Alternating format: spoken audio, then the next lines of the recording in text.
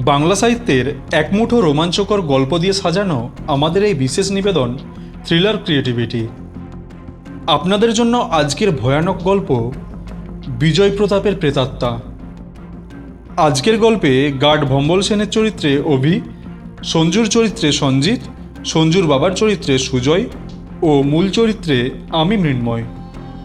এই গল্পে রোমাঞ্চকর আবহাওয়া তৈরির জন্য লেখক বিশেষ কাল্পনিক চরিত্রের ব্যবহার করেছেন, কোনো ভয় বা ভীতিকে প্রশ্রয় দেওয়ার জন্য নয়, যার সাথে বাস্তবের কোনো মিল নেই। তাই আমরা আশা করব সমস্ত শ্রোতা বন্ধুরাও কুসংস্কার মুক্ত হয়ে গল্প শোনার আনন্দেই গল্পটি গ্রহণ করবেন। শুরু হচ্ছে আজকের আকর্ষণ বিজয় প্রতাপের প্রেতাত্মা।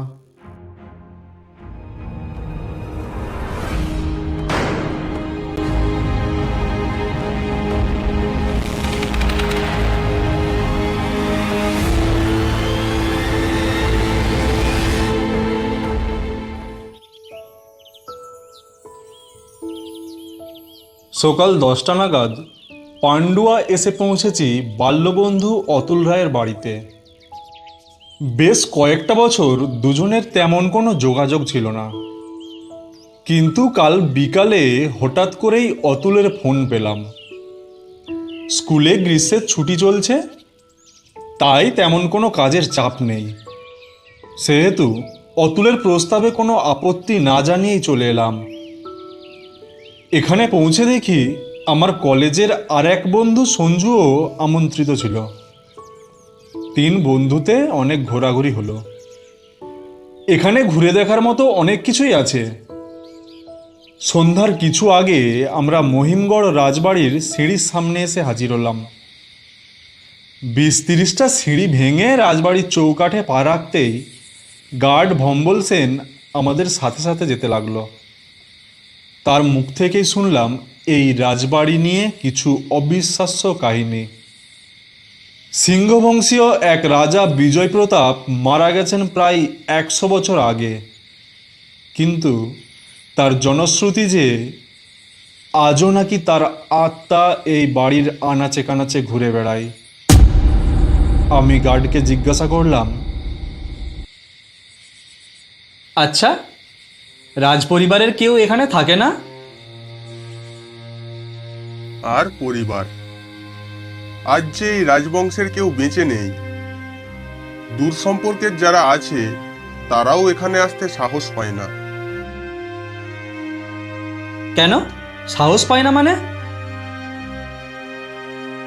ওই যে বললাম, রাজার প্রেতাত্মা। বিজয় প্রতাপের মৃত্যুর পরই শুরু হয় এই বংশের বিপর্যয়। রাজার একমাত্র ছেলে অজয় প্রতাপ ছিলেন যাকে বলে নষ্ট পুরুষ। মদ আর মেয়ে মানুষ নিয়ে বিভোর হয়ে থাকতেন, আর ওদিকে বন্ধুরা মজা লুটত। রাজকোষ দিন দিন শূন্য হতে থাকে। রাজবাড়িটা একটা নোংরামির ঘাঁটিতে পরিণত হলো। বাজারে অনেক বদনামও করে ফেলল অজয় প্রতাপ। অবশেষে হঠাৎই একদিন তিনি খুন হলেন। খুনি ধরা পড়েনি বটে, তবে লোকে বলে সিংহ বংশের অবশিষ্ট সম্মানটুকু বজায় রাখার জন্য বিজয় প্রতাপের আত্মাই নাকি তার ছেলেকে শেষ করেছে।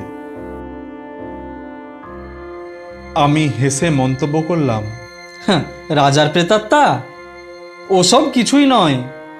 সম্পত্তি গ্রাসের লোভে বন্ধুরাই কেউ মেরে ফেলেছে ওই বিকারগ্রস্ত বিজয় প্রতাপকে।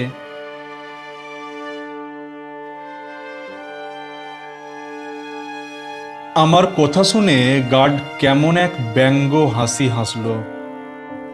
এদিক ওদিক ঘুরে রাত 9টা নাগাদ আমরা অতুলের বাড়ি ফিরে খাওয়া দাওয়া সেরে ঘুমোতে গেলাম। আমার আর সঞ্জুর শোয়ার ব্যবস্থা হয়েছে একই ঘরে। রাতে সঞ্জু আমাকে একটা মোটা সোনার হার বের করে দেখালো। আমি চিনতে পারলাম, এটা তো সেই রাজা বিজয় প্রতাপের মূর্তিটার গলায় দেখা সেই চেনটা। আমি চিৎকার করে বলে উঠলাম, এই সঞ্জু, এটা তুই রাজবাড়ি থেকে চুরি করে এনেছিস? হ্যাঁ, তো কি হয়েছে? মোরা মূর্তিটা গলায় বেকার পড়েছিল, তাই ঝেড়ে দিলাম। এইটা এবার আমার গলায় ঝুলবে। দেখ ভাই, আমার কিন্তু খুব ভয় করছে। বিজয় প্রতাপের আত্মার ব্যাপারটা যদি সত্যি হয় তাহলে কপালে কিন্তু খুব দুঃখ আছে। ধুর, বাদ দে তো, যত সব ছেলে বলো না গল্প। তা হোক গে, চুরি করাটা তো অন্যায়। কাল আমরা দুজনে রাজবাড়িতে যাব। তুই চুপি চুপি যে টাকার জিনিস সেখানে রেখে দিয়ে আসবি, ওকে? আরে কালকে চিন্তা কালকে হবে, এখন ঘুমো তো। এত দামি একটা চেন ফালতু ফালতু হাতছাড়া করবো? পাগল নাকি?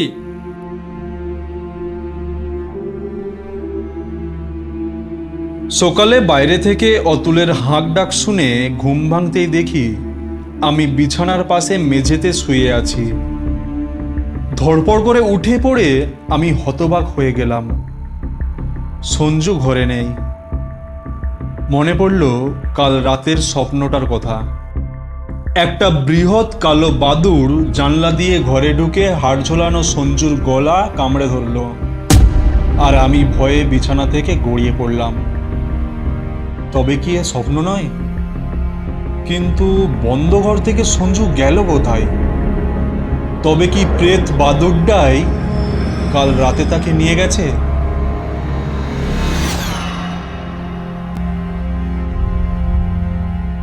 অতুল আশেপাশে অনেক খোঁজাখুঁজি করেও সঞ্জুর কোনো খোঁজ পেল না। আমিও সঞ্জুর চেনচুরি আর রাতের দেখা স্বপ্নটার কথা এড়িয়ে গেলাম। রহস্যটা কাটিয়ে তোলার জন্য আমি অবশেষে সঞ্জুর মোবাইলে কল করলাম। কয়েকবার রিং হলো, তারপর অবশেষে ফোনটা রিসিভ করা হলো। আমি ভুল পরিচয় দিয়ে বললাম, হ্যালো সঞ্জু, আমি তীর্থঙ্কর বলছি রে। চিনতে পারছিস? আরে হাওড়ার তীর্থঙ্কর, তোর বন্ধু। কান্না ভেজা গলায় উত্তর এলো, আমি সঞ্জু নয়, ওর বাবা বলছি। সঞ্জু আর নেই এই দুনিয়াতে। হোয়াট? নেই মানে? কি হলো ওর? জানি না বাবা, কাল সকালে পান্ডুয়া গিয়েছিল বন্ধুর বাড়ি। রাত প্রায় 3টেই বাড়ি ফিরে ঘুমাতে গিয়েছিল, আর ওঠেনি। অনেক ডাকাডাকি করে সাড়া না পেয়ে দরজা ভেঙে দেখি এই অবস্থা। সে কি অদ্ভুত ব্যাপার তো। ডাক্তার ডাকেননি? ডাক্তারবাবু কি বললেন? ফোনের ওপাশ থেকে আসা উত্তরটা শুনে আমার কাছে সব জলের মতো পরিষ্কার হয়ে গেল, আর ভয়ে সারা শরীর ঝাঁকুনি দিয়ে উঠল।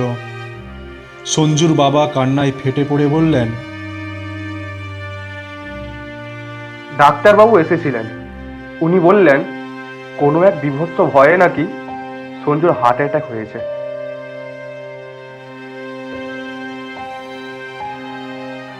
অতুলের বাড়িতে আর থাকতে মন করছিল না।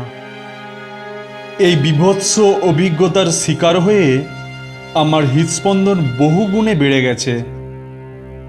ব্যাগপত্র গুছিয়ে 10টা নাগাদ অতুলের বাড়ি থেকে বেরিয়ে পড়লাম।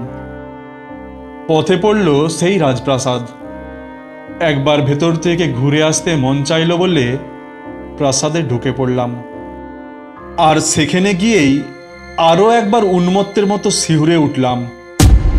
দেখলাম বিজয় প্রতাপের সেই মূর্তিটার গলায় ঝুলছে সঞ্জুর চুরি করা দামি চকচকে সেই সোনার চেনটা।